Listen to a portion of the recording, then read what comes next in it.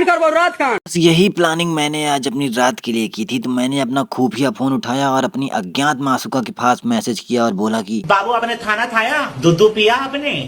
तो वो रिप्लाई में कहती है, कौन है आप लोग? तो मेरे मुंह से बस निकला, अब इतनी देर में मुझे समझ में आ गया था कि मेरी बंदूक किसी दूसरे आदमी के हाथ लग चुकी है और अब वो अपनी गोली डाल के मेरी बंदूक इस्तेमाल कर रहा है। अमेरिका क्या कहता था?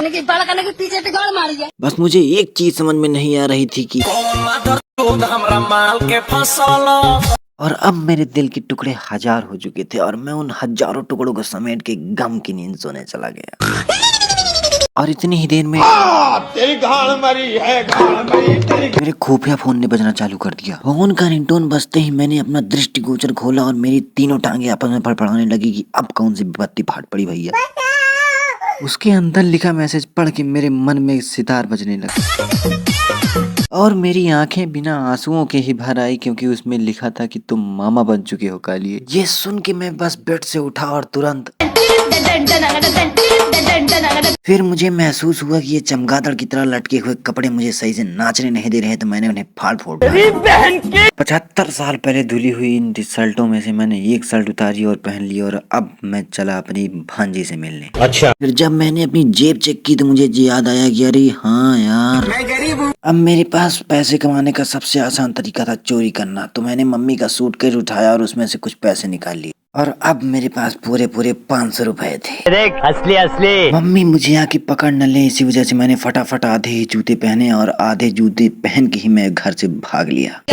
समाज में मेरी नाक न कट जाए, इसी वजह से मैंने पहले अपनी नाक ढकी फिर भागना चालू किया, क्योंकि आप लोग जानते हैं मैं गरीब हूँ। इसी वजह से मैंने इस भल मानुस से कहा कि भैया मेरे पास किराए का पैसा नहीं है, थोड़ा आगे तक छोड़ दो। तो इसने कहा आजा। रास्ते में कुछ ये कूड़ कबाड़ा लेके मैं निकल चुका था अपनी लाडो से पहली बार मिलने।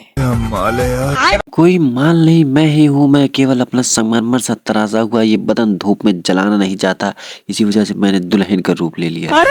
और अब मैं पहुंच चुका था दीदी के घर के बाहर और उनके घर से आवाज आ रही थी कि खाने को दे रहे। मैं समझ गया कि इतनी मरमुक्किन मेरी बहनें हैं, ये उसी की आवाज। मैं तुरंत अंदर पहुंच गया और मैंने अंदर पहुंचते उनको एक मिठाई खिलाई और बोला अब भूख शांत हुई। फिर बारी बारी करके मैंने पूरी फैमिली मेंबर का मुंह मीठा कराया, मम्मी, भांजी, दीदी है मुझसे कोई स्मार्ट। और अब वो टाइम आ चुका था जब मैं अपनी गुड़िया को पहली बार देखने वाला था। अभी मजा आएगा ना भिड़ो। मेरी लाडो भी बहुत ज़्यादा छोटी है, उसको केवल 15-20 घंटे हुए हैं अभी पैदा हुए। तो मेरी हिम्मत नहीं हुई कि मैं उसको गोदी में उठा लूँ, क्योंकि मुझे बहुत डर लग रहा था।